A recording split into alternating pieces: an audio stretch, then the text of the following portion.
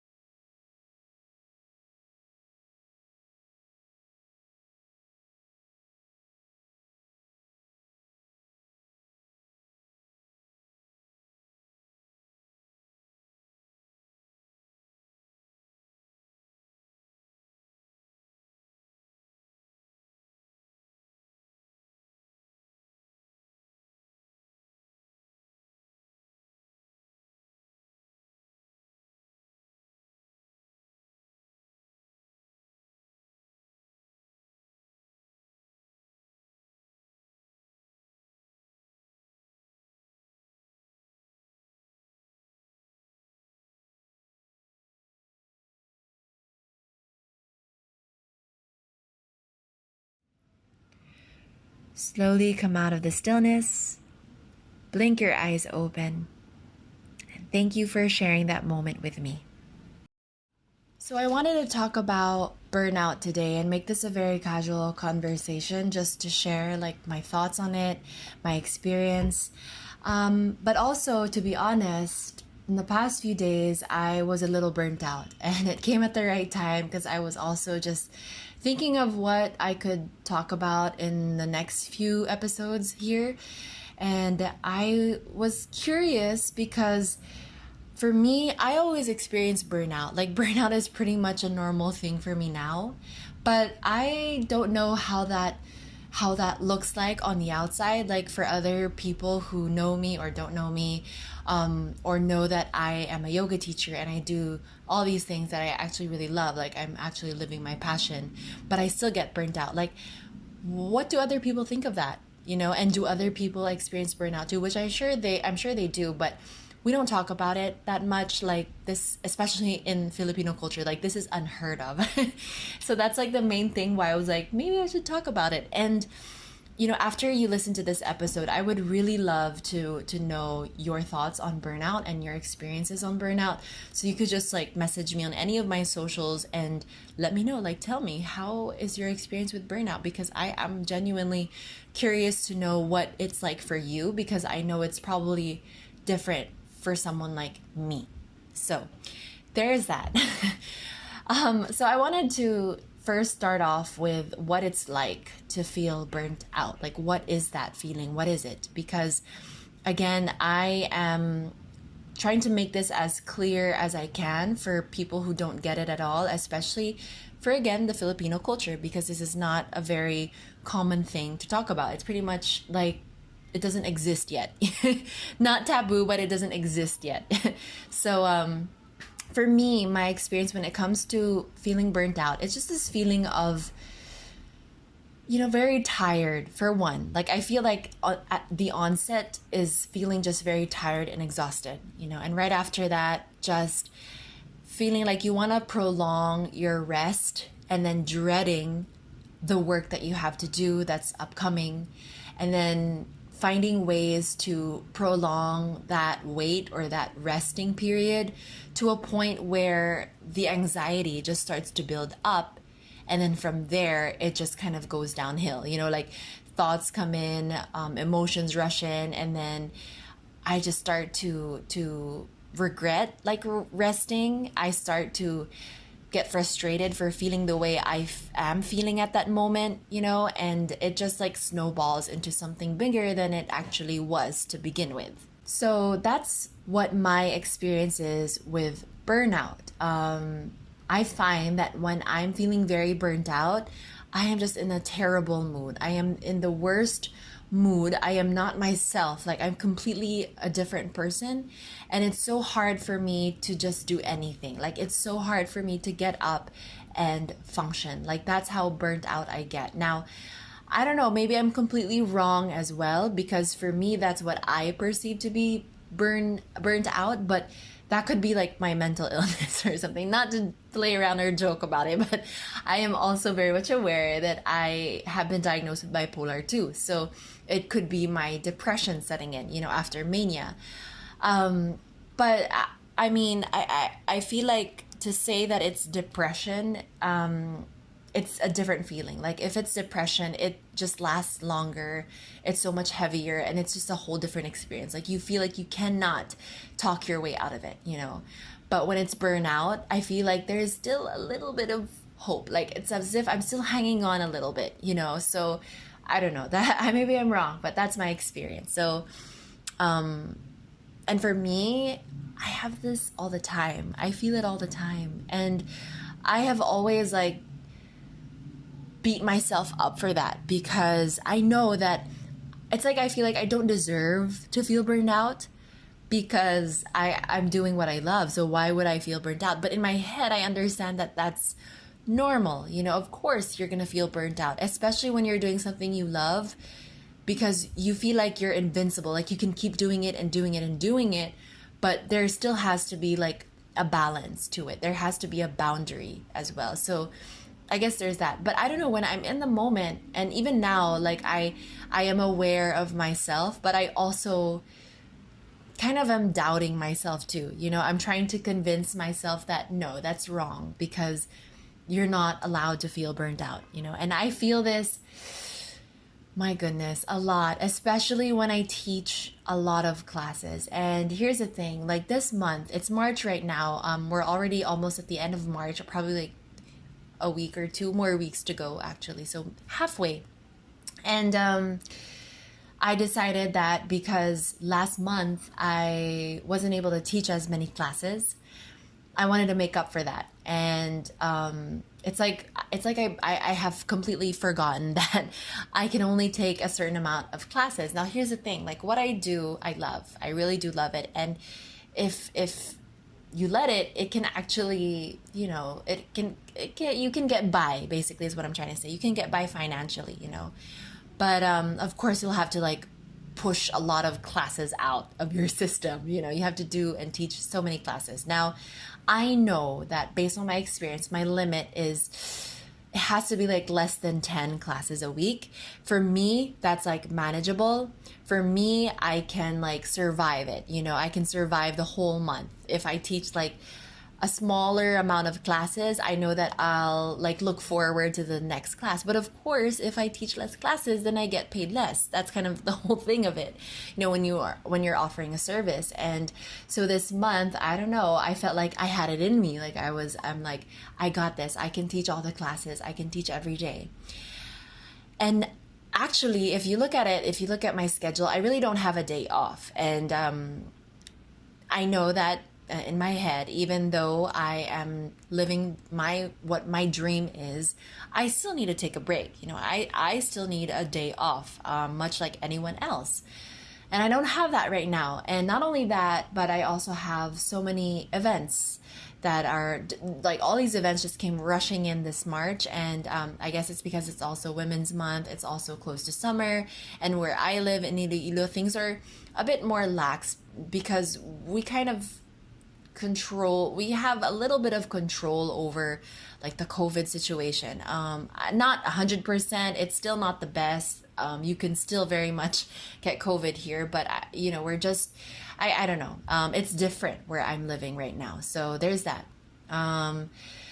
So I'm realizing that I do not have the capacity to teach more than 10 classes a week, because it's just too much for me, unfortunately. And so Now I easily get burnt out. So over the weekend, I felt that way. And it's very hard because for someone like me, for one, I don't have that many teachers who can take over. Two, this is my own small business. So I'm also like looking out for it. And, COVID times, we don't get as many students as we normally would. So it's just hard. It's just a bit challenging, for everyone. And I get that. I get it. I'm not complaining. But yes, as of the last few days, I have been feeling very burnt out. And when I'm burnt out, I just feel terrible. And that's what I'm feeling right now. Like, I'm recording this just so that I can say I did something productive today, but honestly, I barely did much. Like, I wish I was answering emails all day and finishing all the things that I have to do, because if they start to build up again and stack up, I just will be a mess and possibly break down, and I hate like having to chase after all the work that I put off because I felt so burnt out and I felt so low in energy. And it's just like this cycle that's very, very tiring. And I know that it sounds like I'm just I'm just like saying what I'm feeling right now, but you get my point. Like, probably somebody listening right now can relate to this, I hope.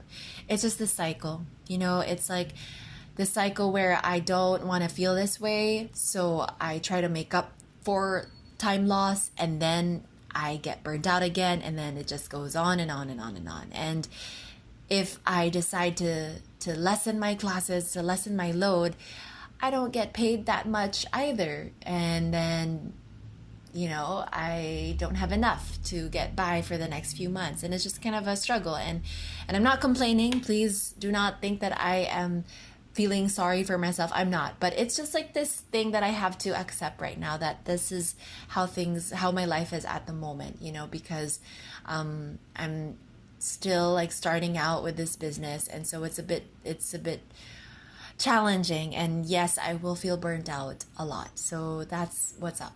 So because now that you know that I deal with burnout a lot, but here's also like a side note really quick. When I was in Manila and I was teaching and also working, I felt like burnt out way more, and it was like way worse than what I'm feeling here, mainly because just living in Manila is very toxic. Like, you have traffic, you have many people everywhere all the time. It's just like it's very populated, and so the vibe there, the energies there is very different. So of course, like here, naturally, because things are more laid back, then I don't feel as burnt out as I did in Manila. That's the truth. But so I know that things are a little better now, but there's still some things that I feel that are kind of the same in Manila, and it definitely has to do with just managing workload. And so that's what I was trying to say earlier. So anyway, as I was saying, I've experienced burnout a lot, and in the past I have learned a few like tips and a few like techniques or tricks that I have done and tried that work for me most of the time. So for me, of course, the first thing is grounding. Grounding is like very, very important. And it was one of the things I used to do just to help me manage my mental health when I was still new here in Iloilo, when I first moved here. And I didn't have much going on, but I was very much deep in my mental illness. These following grounding techniques really helped. So for one, of course, like no brainer, it's meditation and yoga. Finding time to like just give myself a little bit more time to be on my mat and just take care of myself, think about myself really matters. Like it's very different when you slow it down and you take your time on the mat, meaning you try like a 40-minute class or an hour class or more than that. It really makes a huge difference. So taking time out of your day to just be on your mat for a longer period is very, very helpful, instead of like the rushing feeling, that I usually do. I sometimes just jump on my mat for 10-20 minutes and then that's it, for the day. But it really helps if I take more time. So that's one. Maybe you can also try that if you ever feel like you're very burnt out, very tired. Yoga and meditation can really help. Another would be journaling. 100% journaling. I always, like, especially now, I've been putting it off, which maybe that's all I need to do so that I don't feel burnt out and I don't like record a whole podcast venting. But that's the truth. Journaling has been very therapeutic for me. I say that over and over and over again because it has, like, honestly, like, journaling has saved my life so many times, and I have, like, learned so many things. Like, you know, those moments when you're writing down and then, like, you just had a big realization and things just, like, change, like your perspective change, everything changes, and you just feel like a shift in your mood and your energy, and it's amazing. And I don't think anything else can give me that same feeling, just like how journaling can. And journaling is just so simple to do. Like, wherever you are, if you have a pen and paper, you can just start writing, and that's it, you know. So that's another one for me. I would say taking time to be outdoors, like in nature, or getting a bit of sun and just taking a bit of time, quiet time, really helps me too. Those are a few of the grounding techniques that I do, and I feel like I must do if I feel a bit off. And especially when it comes to burnout, those will really help. And I mean, when I do these tasks, it means no social media, no phone nearby as much as possible, like taking a break from that. And that leads me to my next point, actually. But my next point is resetting. And I find that I can reset in many different ways. You can take a shower if that's all the time you have and you're not able to do, like, travel or go on a trip or do anything like grand, you know. You can just take a quick shower and visualize that you're washing away all that negativity, and you're kind of recharging yourself in the shower. And I like to visualize, like, shower water as something that recharges me, you know. So I find that helps me a lot, you know, taking a quick shower. Another one would be going on a trip, if you're able to. You know, if you're able to leave and just find a new environment to spend a few days in, or just a whole day at, I find that really helps, like a change in your environment, and just being outdoors or having some fun where you're not thinking about work for a moment. I feel like that really fuels me. I always feel like super recharged after, like, a trip somewhere, you know, like I'm so ready to get back into work. And I'm sure you feel the same way too. On most trips, I know that there are some trips where you're like, I don't want it to end, but for the trips that kind of are very recharging, then that's the kind of trip that I'm talking about. So taking a break from social media, I have done that. I remember during quarantine, I took, like, a quick break. I think it was like a week or 2 weeks, I don't know, or longer. I took a break from Facebook. And there have been moments when I've taken a break from Instagram, from YouTube. Well, not YouTube, I feel like. YouTube's hard for me to give up because I just love watching videos. But it helps to take a break from Facebook and Instagram and, like, really take your time with that. So if it's possible to not check Facebook and Instagram for, like, a month if you can, or 2-3 weeks, minimum, because you really feel the difference in your mind. Like, your brain, for me personally, my brain just feels very different. My body feels very different when I'm not on my phone that much, and when I consciously, like, take a break from social media and, like, detox myself from that. So it is very, very healing for me, and I just feel way better. Like, I feel more aligned, you know. Like, I don't feel like I'm all over the place. Basically, I just feel like I'm more me and I'm more intact and not, like, just this complicated hot mess, you know. So I find that a media detox definitely helps. One more thing is cleaning my space. So it could be complete, like, clean out of my closets of different stuff here in my place, and throwing it out or donating it or giving it away, and just, like, cleaning it all up. I find that that's, like, the number one thing that really helps me reset. I remember when I was really in the thick of my mental illness and I had moments of feeling very much depressed, and I was just, like, so tired of feeling that way, I would tell myself, okay, the first thing I will do is I will clean up this whole space. And if I can't do it, then I will pay someone to do it, because at least, like, after that, I will feel 1,000 times better. So it really does help me a lot. So that's another way for me to reset. And another way for me to get out of feeling burnt out is actually to plan out like the next few weeks or the next day, or it could be the next month. I find that when, I don't know, for me, maybe that's just the weirdo in me. I'm an organizing freak sometimes. I can be like that. But when I sit down and just like plan out anything, I feel like I'm on track again. You know, like it's a good reminder for me, like that this is what I need to focus on, and I need to do this and this and this so that I can accomplish this and feel this way. And I find that that helps me too. You know, it's a very, I don't know if it's weird, it's unconventional, I guess, but for me it works, and maybe it might work for you too if you've never tried that. But planning my day or my next week or my next month, I find is very, very helpful for me, and it pulls me out of feeling so burnt out. So that's what I do. I mean, you know, honestly, I don't feel that great getting so burnt out so frequently. I feel pretty useless during days like that. I feel like I'm not doing anything. You know, a part of me really wants to learn how to master resting productively and master like balance in my life, wherein I don't feel so overworked all the time, and I just want to feel like I deserve the rest, you know, that I take. But also I want to feel like I'm productive and I'm doing something good every day and doing something meaningful each day. So it's very much a struggle for me to find that.